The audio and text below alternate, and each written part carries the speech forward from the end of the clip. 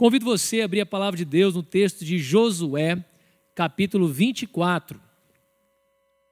Aqui nós temos uma grande afirmação que você deve saber de cor. É quando Josué diz assim: eu e minha casa serviremos ao Senhor. Josué 24, verso 14. Essa expressão, na verdade, está no finalzinho do 15, mas a gente vai ler a partir do verso 14, tá? No finalzinho ele vai dizer: eu e minha casa serviremos ao Senhor. E nós estamos dando continuidade aqui ao nosso congresso, nossa conferência de família. Famílias importam. E ao tratar sobre família, obviamente que não se fala apenas da família tradicional. Existem várias formações familiares, a gente está ciente disso. Mas iremos abordar, lógico, o que se trata também família no que diz respeito à palavra de Deus. Então, como que a gente tem que lidar com o casamento? Como deve ser relacionamento pais e filhos? Como que tem que ser relacionamento irmãos com irmãos? Então, a família de Deus precisa sim ser uma família diferente. Muitas coisas podem acontecer na nossa vida e a gente ter famílias diferentes hoje, mas não foi assim desde o princípio. Então, algumas coisas que eu disser aqui podem, e eu já vou falar sobre isso, tá? Podem soar ofensivas. E elas podem até ferir alguns. A intenção nossa não é ferir ninguém. A intenção nossa é falar do que a palavra de Deus diz. Se alguma coisa atingir você, faça uma reflexão. Por que atingiu? Por que mexeu com suas emoções? Por que te perturbou um pouquinho? E perceba onde você precisa ser ajustado. E algumas questões da nossa vida, quando algo nos atinge, o que nós precisamos fazer muitas vezes é reconhecer que ali tem um pecado, tem um erro nosso. Dependendo do ponto que nós estamos, não há nada que possamos fazer mais, apenas pedir perdão e continuar a nossa caminhada e seguir em paz, sendo abençoado por Deus e caminhando na vontade de Deus. Porque, inevitavelmente, quando nós trazemos a palavra de Deus para dentro da nossa família, para dentro da nossa vida, para dentro das nossas relações de trabalho, de namoro, de relacionamento, inevitavelmente alguns choques vão acontecer. Eu não posso pensar qualquer coisa, porque a palavra de Deus tem princípios e norteadores para a gente. Alguns ousam a discordar da palavra de Deus. Poxa, esse aqui é um ponto importante. Quando a palavra de Deus ela vem contra você, você deve pensar: bom, se eu não estou gostando disso, ou eu estou entendendo alguma coisa errada e eu preciso entender da maneira certa, ou tem alguma coisa em mim que precisa ser cuidado, transformado, mudado. Então, para a gente falar sobre família, a gente está falando família numa perspectiva cristã, não é numa perspectiva, e é numa perspectiva bíblica, não apenas cristã no que diz respeito à história, porque aí também você vai achar muitos erros na formação familiar, mas o que a Bíblia fala sobre família? O que a Bíblia fala sobre casamento? Quais são os valores que tem que estar dentro da nossa casa? Sobre esse versículo, eu e minha casa serviremos ao Senhor, eu quero falar sobre família como lugar de salvação. A gente, como família cristã, perdeu o ideal, a visão do que é casamento e do que é família. Por isso, o alto índice de divórcio entre crentes. Eu vou falar sobre isso. Se você está num momento como esse e ainda dá para rever, reveja. Tá bom? Reveja. Agora, se já passou, já casou de novo, agora é com essa nova família que você vai se acertar. Contudo, inevitavelmente, tratar sobre a palavra de Deus e aplicar a nossa vida gera em nós alguns desconfortos. E não quero que soe como se houvesse uma discriminação.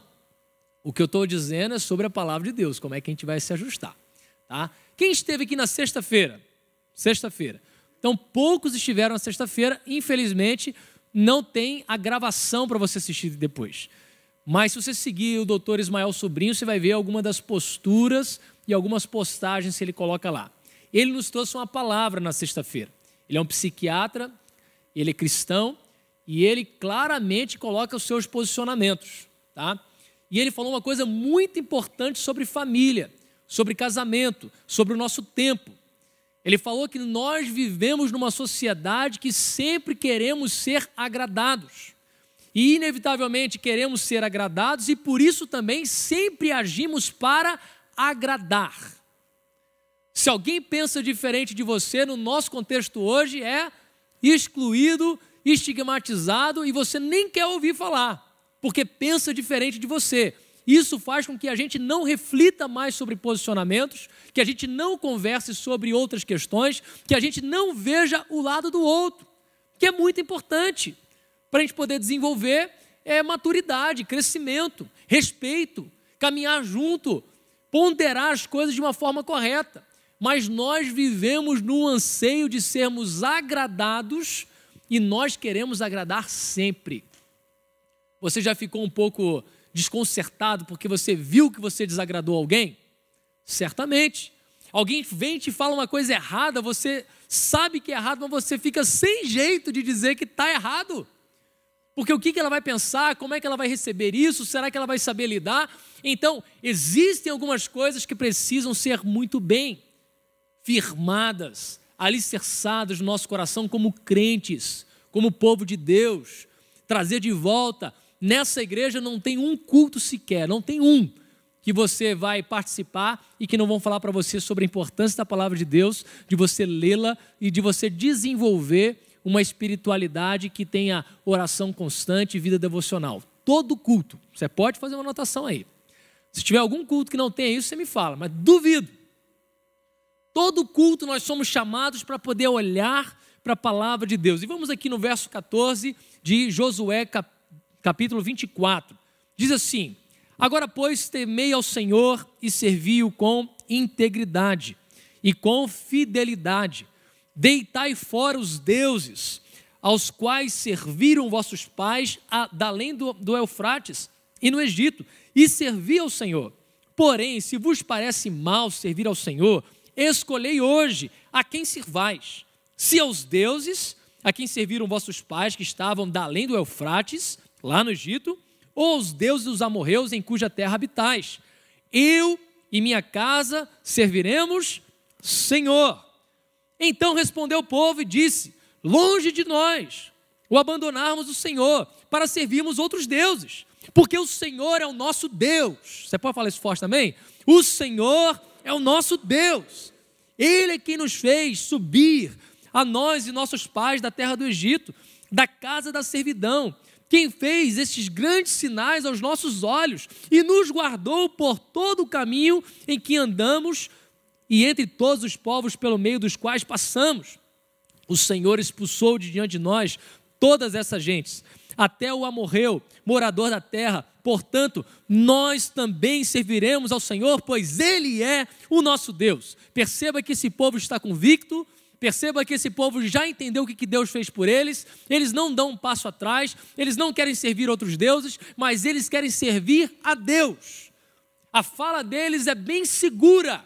A profissão ou a confissão de fé deles não tem abalo, eles estão firmes. Nós serviremos a Deus porque nós o conhecemos, nós vimos as suas ações, nós vimos o seu poder, nós vimos a sua graça, nós vimos a tua bondade sobre nós o serviremos. Josué, ele aperta mais um pouquinho, verso 19. Então Josué disse ao povo: não podereis servir ao Senhor, porquanto é Deus santo, Deus zeloso, que não perdoará a vossa transgressão, nem os vossos pecados.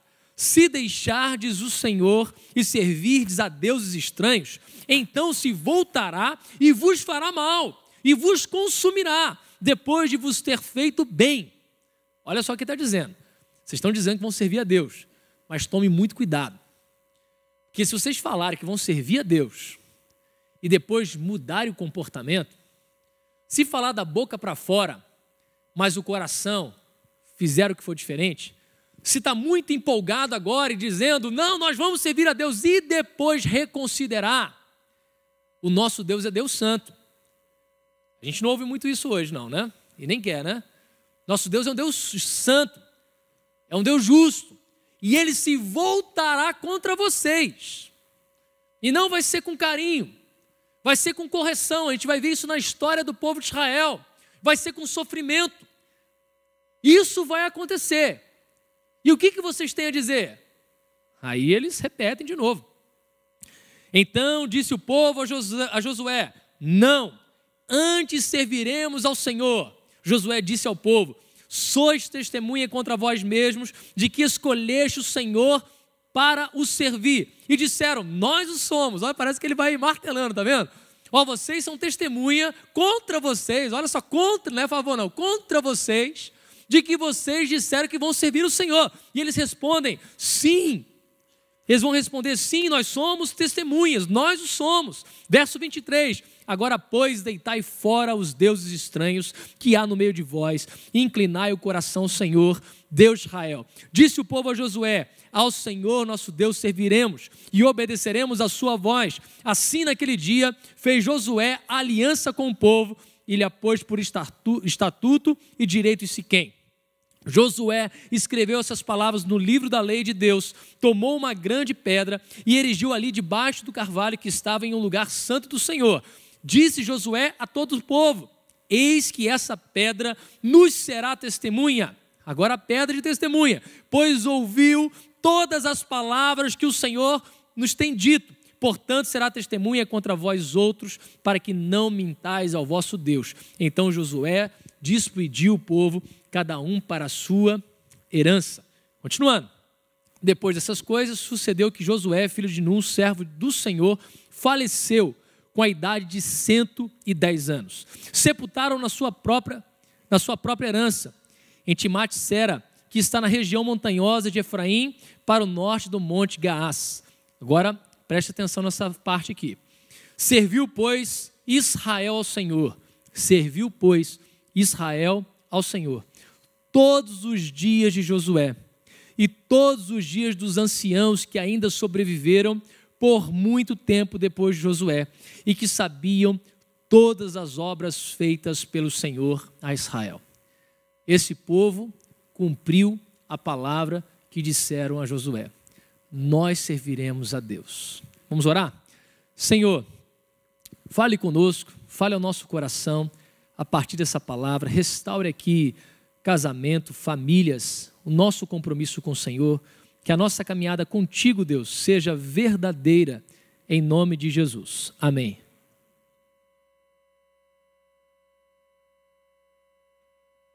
Família, tudo que a gente acredita que vale a pena investir na família porque a gente considera bom, a gente investe. Tudo. Investir na saúde dos filhos é bom? Sim. Ter cuidado com os filhos agora onde vai, máscara, álcool em gel, com quem se relaciona é importante? Totalmente. Estudar é importante? Mesmo online? Pode falar sim, gente. Vocês ficaram na dúvida, né? Sim, é importante. E tudo que a gente considera importante, nós não simplesmente perguntamos aos nossos filhos se eles querem, mas nós os obrigamos e falamos que eles precisam daquilo. A gente os educa, a gente coloca limites, a gente ensina sobre tudo quanto é importante aos nossos filhos. Não fale palavrão, respeite as pessoas, tem que estudar, tem que tirar nota boa, tem que ter atenção, tem que respeitar os mais velhos, blá, blá, blá, blá, blá, blá, blá. Os nossos filhos vão crescendo e comumente acontece ao chegar na adolescência e algum pai nos abordar e perguntar, como recebemos nessa semana no Instagram: meu filho é adolescente, não quer ir à igreja, o que eu faço? O que vocês acham que deve fazer? Leva à igreja. Mas ele não quer, paciência. Se seu filho disser que não quer ir mais à escola, você vai dizer tudo bem? Sim ou não? Por que é fé? Porque para a escola, você considera a escola tão importante que você não vai submeter essa decisão à vontade do seu filho. Você diz gostando ou não gostando, você vai estudar e você vai tirar nota boa. Só que com a fé parece que a gente não tem esse cuidado. Com as questões espirituais parece que a gente leva mais manso. Ou talvez a gente perdeu a consciência de quão importante é a nossa fé. A nossa fé é uma questão de vida ou morte, não é religião. Se participamos da igreja como uma religião, tudo bem, cada um escolhe a sua e segue a vida. Mas se nós servimos a Jesus Cristo, que é o único caminho, Ele que é a verdade, Ele que é a vida, só Ele que nos liga a Deus, então nós não podemos tratar com os nossos filhos de forma leve. Temos que insistir. Com isso eu estou dizendo que é só trazer a igreja que vai resolver o problema? Não. O maior discipulado que uma família ou pais recebem são os seus próprios filhos. Você tem talvez 18, 20, 25 anos para poder discipular o seu filho. Ensiná-lo a amar a Deus, caminhar com Ele, falar daquilo que é essencial à fé. E por que eu estou abordando nesse sentido? Daqui a pouco eu vou chegar nos filhos, porque parece que é só para os pais. Tem os filhos aqui também, tá bom? Então aqui, esse texto é muito importante, porque Josué está numa transição, eles estão se apossando aí da terra prometida. Aqui é um paralelo não simplesmente de quem está na terra e vai para o céu, mas tem a ver com abandonar a antiga vida e receber a nova vida, morrer para o mundo de fato e viver para Deus. Canaã simboliza isso, até porque Canaã não é o destino final. O destino final é uma pátria superior que não foi alcançada ao chegar em Canaã. Canaã é uma parte do percurso, é uma ilustração, mas ainda não é o ponto de chegada, não é o final. Não é onde as coisas se concluem. Então, eles estão naquele momento. Josué teve um ministério maravilhoso, Deus o abençoou, ele pôde conquistar tudo aquilo que estava aberto ainda para conquistar. Alguns povos ainda ficaram, a gente vai ver isso depois em Juízes. E o que acontece aqui? Ele faz o que é o mais importante. Ele fundamenta no coração desse povo por que eles estão ali. Ele fundamenta com aquele povo qual que é a base do povo de Deus. Fundamenta qual que é a base da família. Não tem jeito. Toda família, toda pessoa vai adorar alguma coisa. Alguém, algum ser, nem que seja a si mesmo. Não tem jeito. Então ele disse, vocês têm que escolher quem que vocês vão adorar. Vai ser os deuses de lá, de cá, ou vai ser o nosso Deus? E ele diz, eu e minha casa serviremos ao Senhor. E eles dizem, nós também. E eles vão servir. Qual que é o ponto que eu quero trabalhar com os irmãos? É que se a gente for, e eu peço você para ir a Juízes, capítulo 2, você vai ver que vai acontecer um negócio ruim aí. Capítulo 2, verso 7. Olha o que está escrito. Aqui eu vou repetir, tá? Porque aqui é um contexto que ele está reportando novamente o que aconteceu lá atrás. Então, verso 7. Serviu o povo ao Senhor todos os dias de Josué, Juízes 2:7. E todos os dias dos anciãos que ainda sobreviveram por muito tempo, depois de Josué, e que viram todas as grandes obras feitas pelo Senhor Israel. Faleceu Josué, filho de Num, servo do Senhor, com a idade de 110 anos. Sepultaram-no, e assim vai. Verso 10. Foi também congregado a seus pais toda aquela geração, a geração que ouviu aquelas palavras, a geração que fez o voto com aquelas palavras, todos aqueles ali, foi todo mundo embora, morreu todo mundo. E outra geração após ele se levantou. E o que aconteceu com essa geração? Essa geração não conhecia o Senhor. Não, nem tampouco as obras que fizera a Israel.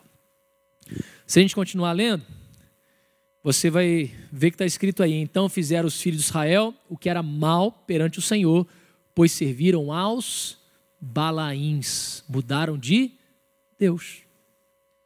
Há um ditado chinês que diz que uma riqueza não dura 3 gerações. E a mesma replicação para a liderança, que fortes lideranças também não se sustentam a 3 gerações. Particularmente isso acontece algumas vezes na Bíblia, tá? Você tem Moisés, Depois você tem Josué, e depois de Josué, quem que você tem? Ninguém. Você tem Davi, depois de Davi, você tem Salomão, e depois de Salomão você tem quem? Ninguém. Sucessão nem sempre é algo simples, e perpetuar aquilo que se conquistou nem sempre também acontece de forma natural. Tem que haver intencionalidade. E quando eu faço a afirmação, eu e minha casa serviremos ao Senhor, obviamente que os meus filhos terão que tomar a decisão por si mesmos. A fé verdadeira, a fé que transforma, a fé que dá salvação, eles vão ter que professar um dia, com o próprio entendimento, esclarecimento, dizendo: Jesus Cristo é o meu Senhor e eu viverei para Ele. Mas quando eu digo eu e minha casa serviremos ao Senhor, eu estou dizendo que o que depender de mim, o que for da minha parte, eu vou ministrar, eu vou fazer, eu vou correr atrás, porque não há nada mais importante do que eu estabelecer uma base forte para a minha família. E as famílias estão sendo desajustadas porque estão perdendo esse referencial. Foi muito bem falado sobre isso com o Dr. Ismael Sobrinho. As pessoas perderam a ideia do que é relacionamento. A vida virou felicidade.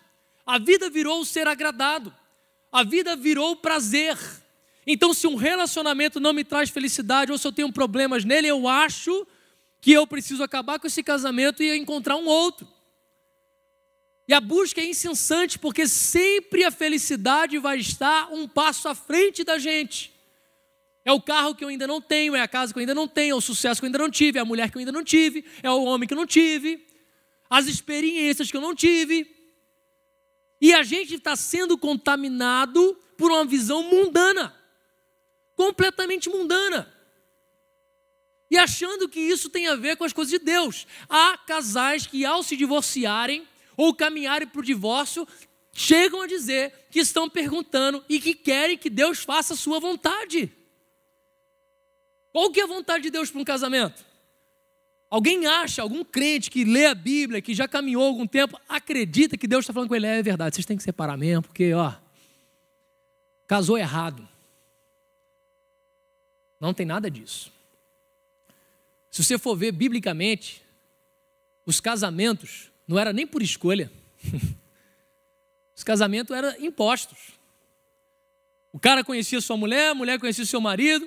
Lembra de Isaac? Isaac foi um dos que casou mais velhos. 40 anos, e ela chega, fica sabendo de Isaac, vai lá, o servo de Abraão, vai encontrar alguma esposa para ele, encontra a mulher, faz uma oração até engraçada, porque diz assim: a mulher que me der água, que acontecer isso, vai ser a mulher, vai ser essa. E acontece do jeitinho. Então ele diz: olha, eu orei isso e aconteceu. Parece uma coisa até assim estranha. E conta a história toda e pergunta se ela quer e tudo mais, mas não sabe quem é, não sabe se é bonito, não sabe. Ela quer e vai. Está pronta para ir? Ela: agora, já arrumei tudo. Enquanto vocês falavam aí, eu já arrumei, já estou picando a mula. E daqui a pouco ela está chegando aí e ele diz assim: aquele lá é o seu Senhor. Isso é uma coisa muito... Não vou entrar dentro disso aqui não, tá? Mas a Bíblia fala: sejam como Sara, que chamava o seu marido de Senhor. Interessante, isso aqui não é para a gente entender as relações que Deus estabeleceu. Não é machismo não, é de respeito, de companheirismo, de amor, de caminhada, de papéis que Deus estabeleceu. Estude isso profundamente, sem os óculos do nosso tempo. Estude o nosso tempo com os óculos da Bíblia. Nós temos invertido as coisas. Quero entender a Bíblia sociologicamente, psicologicamente, politicamente? Não, é o contrário. Entenda a sociologia hoje a partir da Bíblia. Faça o processo inverso, você vai ver que tem muita coisa errada. E muito crente carimbando e dizendo: é isso mesmo. Não é assim mesmo. Não é assim mesmo. Então, se a gente não definir, e aqui vai para os mais jovens que querem se casar, é muito bom, é importante, mas tem que entender o que é casamento. Tem que entender que não é aquela coisa de Hollywood, como foi falado na sexta-feira. Tem que entender que não serão só flores. Tem que entender que vai ter vai ter razão suficiente para a gente se limar e se aperfeiçoar. Num casamento nunca deveria aparecer a ameaça de divórcio, sabia? Casais às vezes brigam e colocam o outro em insegurança, dizendo que quer se divorciar. Essa palavra não deveria entrar. Porque quando nós nos casamos, nós falamos que até a morte nos separe. E quando alguém fala com a gente que vai se divorciar, que não está dando, papapá, eu confesso que eu fico sem jeito.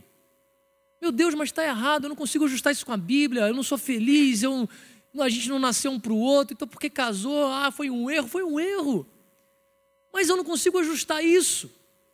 Mas se a gente for para a palavra de Deus, não tem outra palavra, irmãos. Por isso que eu falei que pode ofender alguns. Não tem jeito. Não é para divorciar.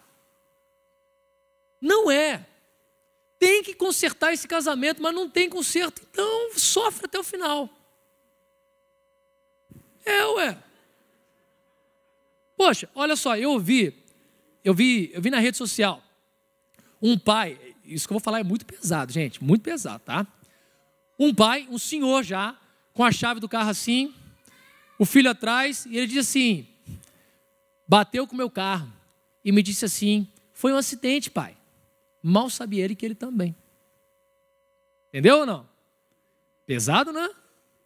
Mas filho é filho, você não tem que carregar o resto da vida? Tem. Mas é sangue do meu sangue, bobagem. Toda a família deveria entender isso. A relação mais importante é o marido e mulher. Porque sem marido e mulher não tem filho. Sem o primeiro relacionamento não acontece nada. É o relacionamento de marido e mulher que gerou os frutos, que gerou os filhos. E todo casal deveria considerar se a sua caminhada de vida, se o seu casamento, se a sua família está proporcionando um ambiente em que esses filhos vão crescer na fé, que vão crescer amando a Deus, que vão crescer respeitando o casamento, vão crescer admirando a vida familiar com todos os seus problemas. Porque uma das questões hoje é porque as pessoas querem fugir dos problemas. Não tem jeito.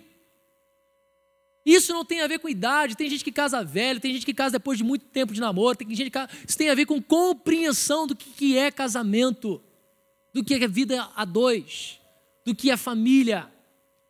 Eu casei de 20 para 21 anos. Minha esposa está lá em cima, 14 anos de casado a gente faz esse ano. Nunca dormimos brigados, mas já conversamos até as 4 horas da manhã. Entendeu? Você acha que a gente não teve problema, não teve decepções, não teve atritos, não teve pecados, não teve... Teve tudo isso. E ainda tem, infelizmente ainda terá. Mas o que a gente faz? Conversa, se ama, se ajusta, perdoa. Família mais uma milha, mais 2, mais 30. E assim vai. Primeiro dia de congresso tinha um casal de 40 anos de casado. Rapaz, bateram tanta palma para ele, eu acho que até o povo está assim, né? Caramba, será que a gente chega lá, né? 40 anos. Ele ficou quase um Deus aqui entre nós. Não foi? O pessoal ficou assim, ficou eufórico. Porque 40 anos, e ele sentindo assim, né? Uau! Mas é isso mesmo. Quantas experiências, quantas lutas, quantas dificuldades, quantas coisas vencidas juntos. Se você começar a ler a palavra de Deus, aplicar essa palavra ao seu coração, ver o que pessoas boas têm interpretado e aplicado, você vai ver que tem um monte de coisa no relacionamento que está ruim por sua culpa. E a sua culpa não é porque você fez alguma coisa, talvez não, mas porque você deixou de fazer. Você não teve paciência, você não teve sabedoria para responder, você se irritou ao invés de tratar a situação. Tem coisa que não adianta, a gente já cansou de ouvir falar, mas a gente repete os mesmos erros. Não adianta chorar pelo leite derramado, mas toda hora que ele derrama a gente chora. Entendeu? Bateu o carro, você vai brigar, porque, meu Deus, você acha que quem bateu o carro bateu por querer? O que tem para fazer agora? Conserta, né? Ou fica sem carro. É o que faz. Estragou, mas que pena, né? O máximo pode falar assim, aí você fala com a pessoa, tenha mais cuidado. O que a pessoa já bateu, já arranhou, o que mais ela quer, já sabe é que ela tem que ter mais cuidado da próxima vez, não é? E a gente reforça, né? Olha só, a gente vai consertar, mas deixa eu te explicar. Tem que ter mais cuidado. A gente chateia à toa. A pessoa já sabe disso. Foi um acidente. Então a gente tem que aprender muitas coisas ser mais leves e assim por diante. Então aqui aconteceu um problema. Uma geração disse que queria servir o Senhor. Eles não foram insinceros, mas eles não souberam passar isso para os seus filhos. Por isso digo, não há nada mais importante do que você ensinar aos seus filhos o temor de Deus. Não conseguiram passar para os seus filhos. E quem se separa já começou muito mal ensinando seu filho. Muito mal. Deus pode fazer um negócio diferente ali. Obra sobrenatural, milagrosa, bendita de Deus. Mas pais que se separam já começaram muito mal ensinando seus filhos. Os seus prazeres, os seus egoísmos, o seu pecado foi muito mais valorizado do que a família. Muito mais. Então já começou mal. Então se a gente quer, a gente tem que entender, se a gente quer ter uma família para Deus, a gente tem que saber o que a gente está entrando. Quem quer casar tem que saber o que está entrando. A gente casa muito apaixonado. Por isso que é bom casar cedo. Quanto mais cedo você casa, mais apaixonado você casa. Alguém já disse que se você namorar por muitos anos, e eu já vi isso, namoros longos que depois de casa dura pouco tempo. Vai entender. Parece que já queimaram tudo que estava no namoro. E as etapas também, vocês estão entendendo o que eu estou dizendo. E depois chega no casamento e fala assim, vai melhorar. Não tem como melhorar, já estava ruim. Aí piora mais. Um casal aqui dessa igreja, casaram, vieram pedir ajuda em oração. Um trabalhava de noite, outro trabalhava de dia. Pastor, a gente quer trabalhar no mesmo turno, a gente se vê pouco, oramos por isso. Conseguiram. Os dois passaram a trabalhar no mesmo turno e agora eles se viam em casa. O que aconteceu? Problema no casamento. Porque antes eles não se viam, se davam bem, passaram a se ver. Isso é uma verdade. Isso não aconteceu com muitas famílias na pandemia? Muita gente em casa, aumentou o atrito. Meu Deus, quando você casou, o que você queria fazer era ficar junto. Aí depois você fala, meu Deus, não pode ser tão junto.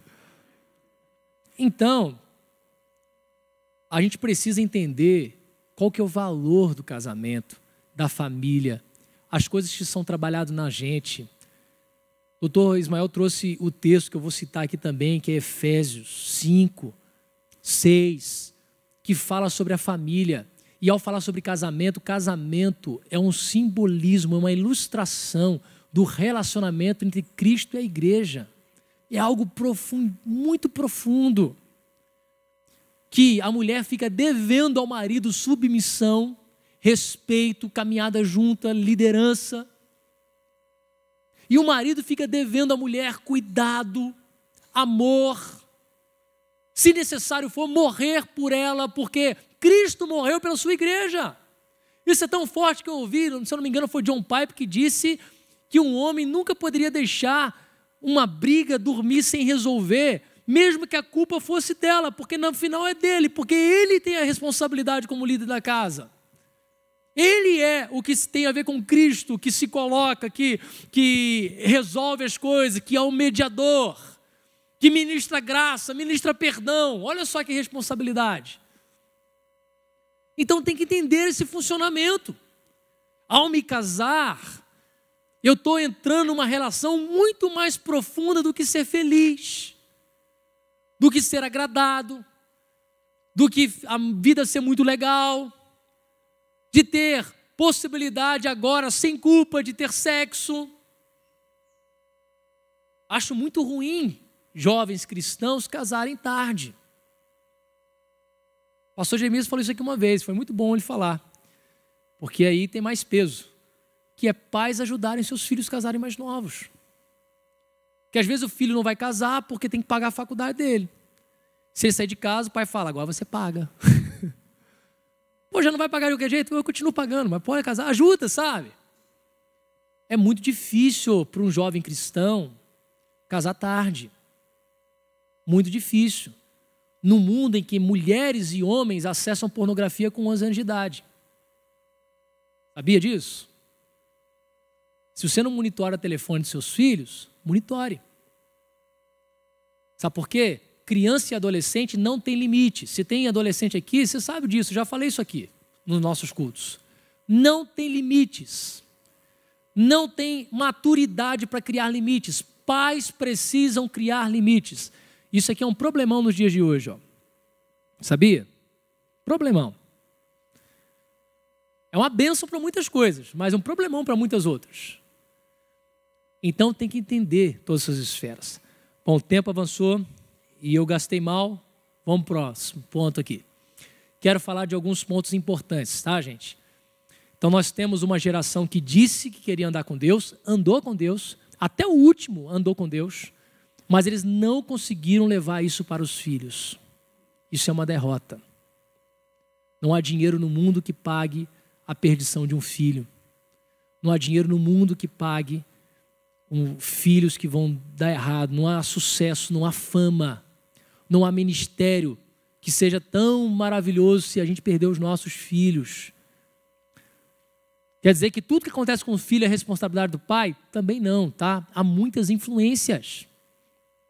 Muitas influências. Aqui não é questão de culpa. O que eu quero trazer é de responsabilidade. Pais têm responsabilidade, tá? Então, a primeira coisa que eu queria considerar, nós precisamos, se a gente quer ter uma família para a salvação, uma família fundamentada, a gente vê filhos crescendo no temor do Senhor, precisamos ter verdades fundamentais sendo relembradas. Evangelho não precisa de nada novo, apesar de que hoje muitas coisas novas têm sido apresentadas. Muita gente está desenvolvendo a sua identidade, também dito aqui na sexta-feira, sem um referencial mais na família. Querem buscar outros referenciais. Isso é um grande problema. Verdades fundamentais devem ser relembradas. O Evangelho é um beabá que tem que ser repetido. As verdades fundamentais. Olha só, uma delas eu posso te ajudar. Você pode colocar no Google depois lá. 4 leis espirituais. É um básico. Primeira coisa dessa lei. Deus ama você e tem um plano maravilhoso para a sua vida. A família precisa entender isso. Essa família nasceu, Deus tem um plano para essa família. Por isso essa família não pode desmoronar. Que peça ajuda, que reveja tudo, mas ela não pode acabar. Porque Deus tem um plano para ela. Segundo, o homem é pecador e está separado de Deus. Por isso não pode conhecer nem experimentar o amor de Deus e o plano de Deus na sua vida. Enquanto não houver conversão, nós estamos totalmente afastados de Deus. Crescer na igreja não é ser crente. Eu cresci na igreja, mas me converti com 13 anos de idade. E tem muitos que eu pergunto, quando você se converteu e as pessoas não sabem? Talvez, pastor Beto disse logo, talvez não se converteram. Ah, pastor, eu sou convertido já há 33 anos. Ah, a sua idade é qual? 33. Ah, sim. Gente, eu não estou falando de uma coisa que de vez em quando não, a gente faz essa entrevista, muitas respostas assim. Tem um dia, eu não lembro o dia, eu também não lembro, mas eu lembro do processo, eu lembro da época, eu lembro da mudança, da transformação. Ah, pastor, eu sempre fui certa. Ah, beleza, né? Você deve ter sido, estou vendo mesmo que não... Porque todos nós, quando recebemos a Cristo, mudamos radicalmente. Ah, eu não bebi, isso aí é só estereótipo. Isso é só externo, ir lá dentro. O que mudou? O que transformou? Os seus anseios. Não tem como se converter e não mudar muita coisa. Ah, eu converti e mudei quase nada. Não pode. Porque é uma mudança completa de cosmovisão, de visão de mundo, de eternidade, de futuro, de família, de dinheiro, de corpo. Terceira lei, Jesus Cristo é a única solução de Deus para o homem pecador. Única. Por meio dele você pode conhecer e experimentar o amor e o plano de Deus para a sua vida. É o básico. E tem muita gente rejeitando as palavras de Jesus. Se está rejeitando as palavras de Jesus, está rejeitando as palavras de Deus. Logo, você está lascado. Porque você está rejeitando o único que pode salvar. Você está virando as costas para o único que pode te abençoar. Você está virando as costas para o único que te dá oxigênio. Então a gente lida achando que a gente tem que ser mimado o tempo todo, que Deus tem que ser bonzinho o tempo todo. Ele é gracioso e é verdade, ele é cheio de amor, é verdade. Mas nós não colocamos na balança quais são as nossas responsabilidades e qual que vai ser o resultado disso. Porque tomar atitudes erradas tem consequências difíceis. E Deus muitas vezes não nos tira dela. Estou com raiva, dei um soco na parede. Bati a cabeça na parede. Ai meu Deus, que raiva. Aí passou a raiva. Oh Deus, que sentimento ruim que eu tive, Deus. Me perdoe pela raiva que eu tive excessiva, ao ponto de fazer loucuras. Bati minha cabeça. Aí Deus diz, meu filho, está perdoado. O sangue de Jesus Cristo te purifica de todo pecado. Aí você, obrigado, Senhor. Mas a cabeça está doendo, Senhor. Ele fala assim, isso aí é problema seu. Isso aí você vai esperar. Eu já fiz o corpo de um jeito que ele vai trabalhar, daqui a um tempo melhora. Tem consequências que não vão sair, que a gente vai ter que lidar com ela. Quarta lei espiritual, precisamos receber a Jesus Cristo como Salvador e Senhor por meio de um convite pessoal. Só então poderemos conhecer e experimentar o amor de Deus e o plano de Deus para a nossa vida. Não dá para entender um casal que se diz crente. Crente. A gente está bem, pastor, a gente vive até bem, mas a gente está divorciando em comum acordo. Não dá. Eu não consigo ainda reconciliar isso no meu coração, irmãos. Não consigo. Não consigo. Não consigo achar normal, não consigo achar que está bem, não consigo, não dá. Porque a palavra de Deus não dá essa brecha. Eu já ouvi, infelizmente, de casos muito tristes, de pastor, que a esposa queria se divorciar dele. E ele disse que não podia. Então, disse qual era o caso que podia. Então, ela traiu ele e contou para ele, para ter um motivo para se separar dele. A mulher estava perdida, pelo menos o pastor firmou. É lógico que tem muita coisa aí que não dá para a gente avaliar, né, gente? Mas, o que eu quero dizer é que a gente também não tem que criar um motivo, não. Pelo contrário, dentro da palavra de Deus, até a traição tem espaço para perdão e para restauração. Esse é o caminho sobremodo excelente, o amor e o perdão. Tá? Não estou falando que é fácil, não estou dizendo que todos dão conta. O que estou dizendo é que até entre crentes a gente fala que é bobo quem perdoa. E não é não. Tá? Quem teve a graça de perdoar, e de perdoar de verdade, sabe, não esqueceu, não teve amnésia, mas aquilo não dói mais, foi perdoado e o casamento foi tratado. É possível sim. Então precisamos fundamentar verdades fundamentais para a nossa vida. Casamento é para sempre. Criação de filhos não é brincadeira. Tem que gastar tempo. Não dá para terceirizar. Algumas coisas a gente terceiriza, lógico, né? A educação a gente terceiriza, mas ainda assim tem uma parcela que é nossa. A igreja, tem igreja e você tem que ensinar ele vir aqui, mas tem ainda o papel que é você diariamente ensinando. São pais, tem que gastar tempo. As verdades não podem raliar. Aí eu acho uma coisa, eu acho outra coisa. A palavra de Deus tem uma opinião muito clara para muitas coisas. Tem coisa que dá brecha para você fazer uma coisa ou outra, mas muitas delas está muito claro. Então, se você se fundamentar nelas, você já sabe o que você pode e o que você não pode fazer.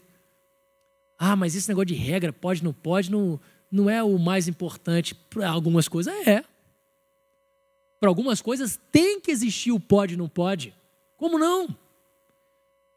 Me falaram que parar no sinal vermelho é regra, mas eu não estou nem aí para regras. Vai. Fura o sinal. Né? Você vai ganhar uma multa, você pode provocar um acidente. São acordos. E quem entrou no casamento fez acordos.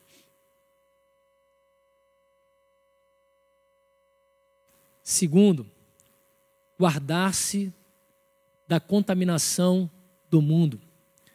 Tiago, capítulo 1, verso 27, diz assim, vou ler na King James: a religião que Deus, o nosso Pai, aceita como sincera e imaculada, ou seja, sem sujeira nenhuma, é esta: cuidar dos órfãos e das viúvas em suas dificuldades e, especialmente, não se deixar corromper pelas filosofias humanas. Na Revista Atualizada diz assim: guardar-se isento da corrupção do mundo. Talvez não diga muito, né? Talvez você fique na dúvida ainda, o que é isso? Mas a King James deixa claro: especialmente, não se deixar corromper pelas filosofias mundanas. Muita gente está brigando com conceitos, com ideologias, e eu não vou entrar nelas aqui, mas estão invertendo. Estão usando as ideologias para ler a Bíblia e não o contrário. Isso vai dar errado. O coração do homem é enganoso, até o homem mais sábio do mundo é louco perante a sabedoria de Deus, diz a palavra do Senhor. Então, não me leve a mal. Eu posso até não entender muitas coisas, mas o quanto eu puder e o que depender de mim, eu quero estar fundamentado nessa palavra, que me ensina o que é certo. E mesmo que eu não entenda, eu sei que é o melhor para mim. Então, não se corromper. Eu já vou pular para o terceiro. Terceiro, se eu quero ter uma família que seja um lugar de salvação, uma bênção, eu e minha casa serviremos ao Senhor, as relações familiares devem ser submetidas à palavra de Deus. Aqui eu só vou dar um pitaco e quero que você... Não dá para se inscrever mais porque já está esgotado, mas tem como você assistir online, o culto é 19h30. Vai ter algumas vagas, pode vir que o pastor Beto garante.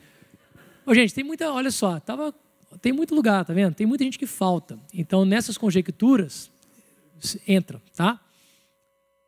Venha e participe com a gente, você que está em casa quiser participar. O pastor Beto vai falar com detalhes desse meu terceiro ponto aqui. Ele vai falar das relações familiares. Aqui tem um ponto que fala: pais, não irriteis os vossos filhos. Muita gente diz: o que é isso? O pastor Beto vai falar. Vai explicar tudinho. Quando um pai irrita, eu sei porque ele me mostrou os esboço. Quando que um pai irrita um filho? Irrita não fazendo e irrita fazendo. Não é isso, velho? Então, vamos lá. Vou dar spoiler não. Quais relações familiares têm que ser respeitadas, submetidas à palavra de Deus? Todas elas. Vamos lá. Efésios 5, 22. Se quiser abrir. Efésios 5, 22. Só vou citar. Você mantém aberto aí que você pode correr o olho. É a relação marido e mulher. Mulher, sejam submissos ao seu próprio marido, como ao Senhor. E depois vai falar lá na frente: maridos, amem as suas esposas como Cristo amou a igreja. A relação de marido e mulher precisa ser uma relação bíblica. Precisa ser uma relação bíblica. Precisa ter essa submissão. O pastor Bruno pregou às 8 horas, também não transmitido, mas falou que não é subserviência de servir o seu marido, mas é trabalhar na mesma missão que esse marido tem para essa família. Qual que é a missão? Eu e minha casa serviremos ao Senhor. Você acha ruim estar sob uma missão dessa? Acha ruim se submeter um marido que te coloca em primeiro lugar? Acha ruim um marido que daria a própria vida por você? Acha ruim do marido que tem que, se necessário, assumir todas as culpas e pecados para que haja remissão da sua casa? Marido, vocês têm que ser isso. Tem que ser isso. Porque você precisa amar a sua esposa como Cristo amou a igreja e cuidou dela para apresentá-la pura, santa, perfeita. Todo casamento tem erros e pecados. Todos. Não existe nenhum que não tenha. Mas a gente tem que estar pautado na palavra de Deus. Mais uma vez afirmo, se você está casado, permaneça casado. Se está bom, que melhore em nome de Jesus. Se está ruim, peça ajuda. Se não melhorar, aguente. Aguente. E vai vendo quais são as partes que você tem que mudar. O que tem que melhorar nessa família. Tem coisas que não vão ser mudadas mesmo, não. E a gente vai conviver com elas até o final. Porque família é um ambiente da gente ser moldado. Casamento, você escolheu abrir mão, já era. Já era. Então, casou. E também não tinha outro jeito, porque se você não casasse também, se você fosse ser de Deus, você ainda teria sua escolha. Não poderia ter ninguém. Porque sexo, que todo jovem deseja, e lógico, é uma coisa boa, é só para quem se casou.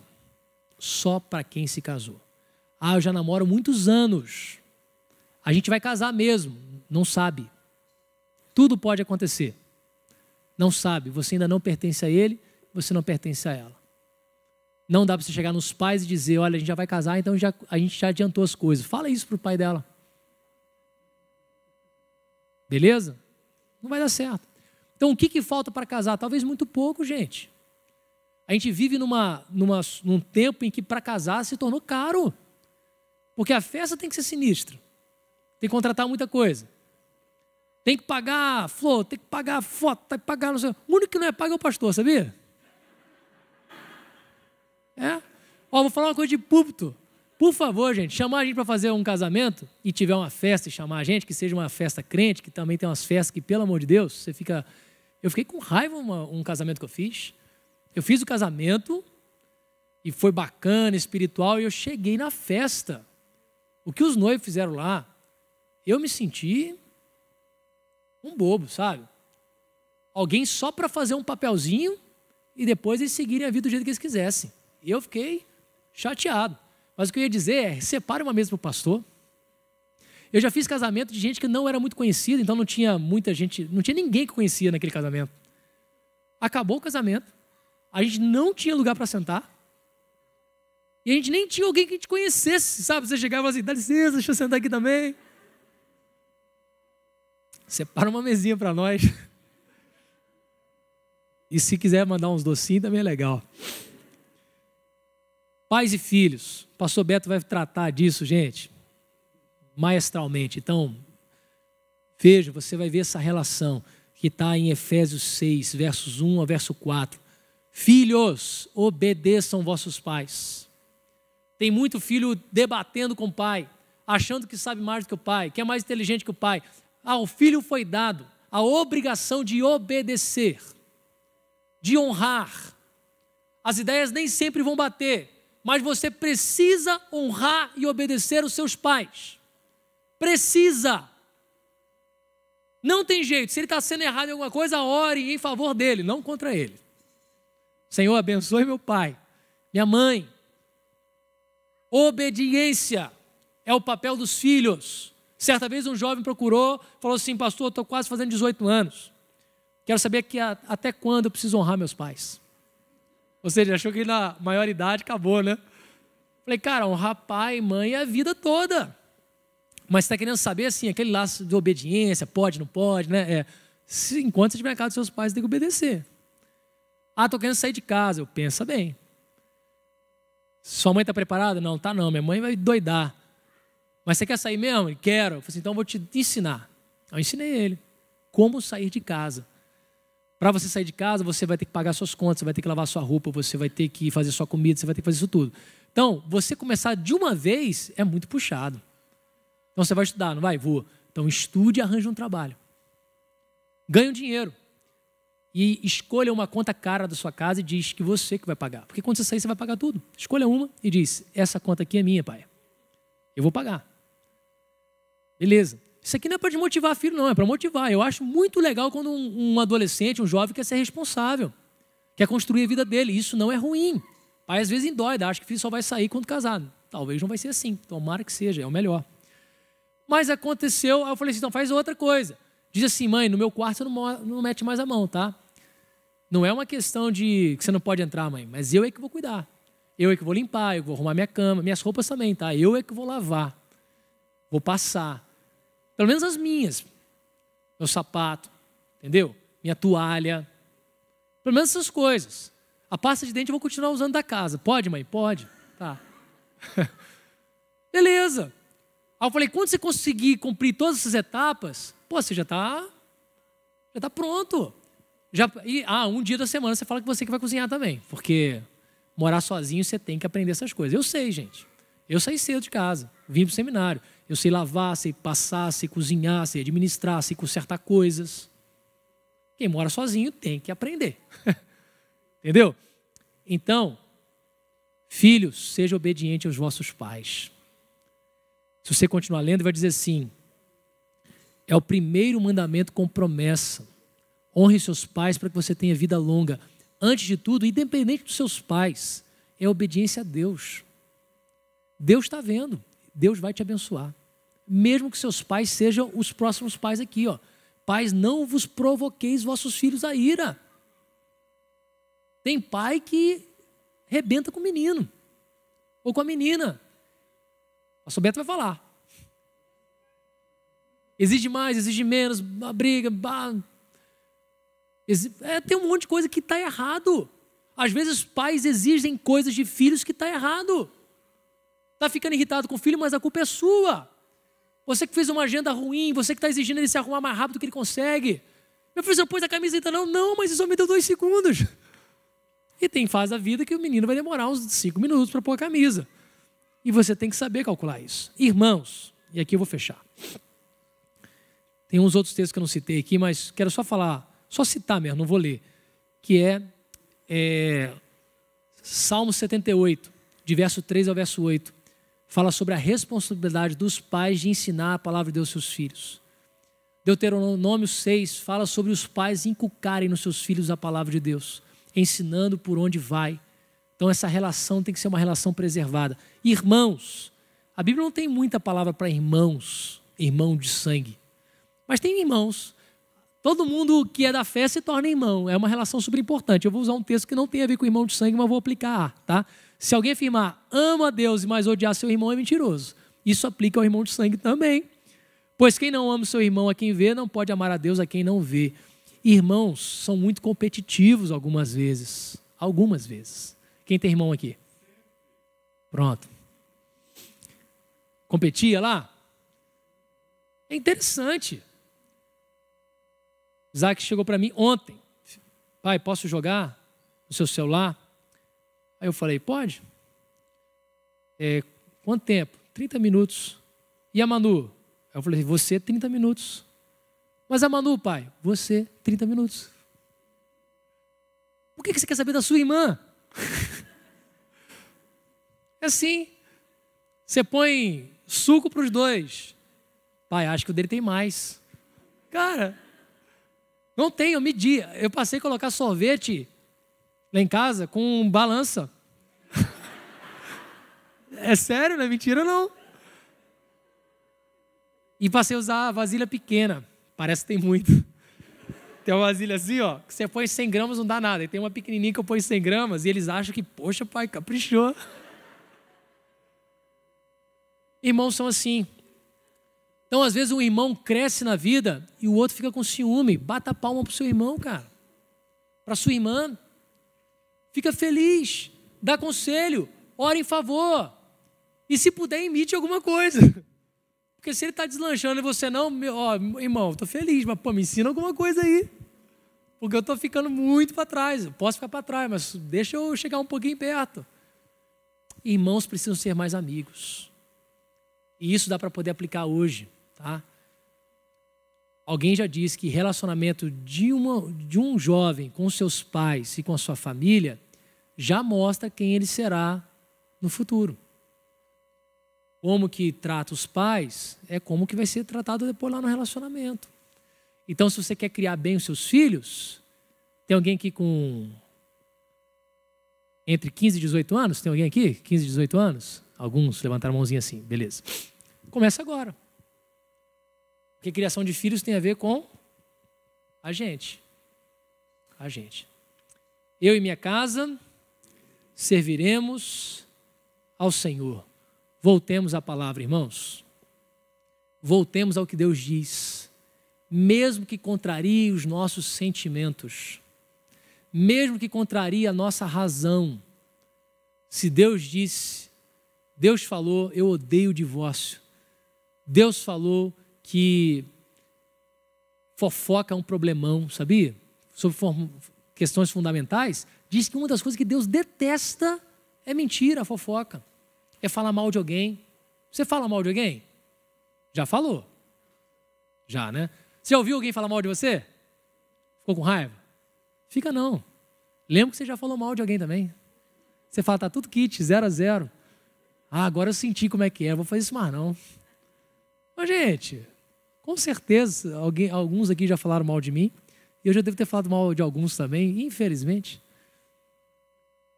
Mas vamos corrigir a nossa fala. A Bíblia diz que é um dos órgãos mais difíceis de domar. E eu levei isso muito a sério, sabia? Na minha vida e na minha adolescência. Eu tinha outras dificuldades, mas a Bíblia dizia, quem domina a própria língua é perfeito varão. Eu falei assim, então eu vou começar pelo mais difícil. E funcionou. Vamos ficar em pé? Quero fazer uma oração para que haja salvação na sua família. Se Deus estiver na nossa casa, meus irmãos, o amor e a reconciliação é possível, porque a Bíblia diz que Deus é amor. Então aqui é para trazer esperança e não para trazer frustração. Esperança. Deus é amor. Então a gente vai orar para que Deus esteja presente na sua família, presente na sua casa, presente onde você estiver. Quando você entender que Deus anda com você, o seu trabalho muda. Sabia? Você passa a esperar mais do seu trabalho. Seja em sucesso, seja até em recurso financeiro. Você tem Deus que está contigo. Você precisa de apresentar uma ideia. Pô, você tem Deus para trabalhar contigo. Você quer um ajudante melhor? Não perca de vista, você tem um Deus contigo na caminhada. Filhos, se vocês não concordam com seus pais, se a vida da sua casa é uma vida que não te inspira, peça a Deus para que sua casa seja diferente. Sabe por quê? Você tem tudo para repetir os mesmos erros. Fala, Deus, na minha casa eu não quero gritaria. Na minha casa eu não quero bagunça. Na minha casa, Deus, eu não quero infidelidade. Ah, eu vi meu pai falando alto com minha mãe. Eu vi minha mãe falando mal do meu pai. Aí você diz, poxa, eu não quero isso. Peça a Deus e busque isso. Sabe por quê? Você não precisa também ser um resultado do que aconteceu na sua casa. Deus te deu uma palavra que transforma, que pode te nortear. Na Bíblia você vai ver pais sendo bons e vindo filhos maus. E você vai ver pais maus depois tendo filhos bons. Não há fatalidade, mas há uma promessa. Ensina a criança o caminho que ela deve andar. E ainda quando ela for velha, não se desviará dele. Amém? Senhor, apresentamos a nossa vida diante de Ti, Deus. Eu não sei se existem aqui casamentos que precisam ser restaurados. Eu não sei se tem pessoas aqui que estão não só pensando, mas já estão executando o divórcio. Ainda há tempo, Senhor, deles perceberem que o pecado deles não é um pecadinho. É um pecado muito grave, com consequências muito danosas, tendo ou não filhos. Oro para que o Senhor traga restauração, Deus, e conversão em algum dos casos. Oro aqui, Deus, se houver alguém que ainda não entregou a vida ao Senhor e queira fazer isso agora, ou quem sabe está na internet. Nas verdades espirituais aqui ficou claro, eu sou pecador e eu preciso do perdão do Senhor e me conectar de novo contigo. E só em Jesus isso é possível. Então, Deus, leve esses corações a se quebrantarem diante do Senhor, como o testemunho que nós ouvimos ontem do pastor Léo, que foi transformado pelo Senhor saiu como morto e se levantou como um homem de Deus que tem uma família abençoada porque o Senhor entrou na vida dele. Entra na vida de quem está nos ouvindo aqui agora, Deus. Entra na minha vida, na minha família. Dá condições para a gente. Todos nós somos falhos, erramos tanto, e se depender só de nós, vai dar errado. Mas o Senhor está com a gente. A tua palavra diz que o Senhor nos ajuda. E a gente crê nisso. Abençoe pais e filhos. Abençoe relação de irmãos com irmãos. E dá para a gente uma família em que a gente vai ver os nossos filhos, os nossos netos, os nossos bisnetos e assim por diante, servindo ao Senhor.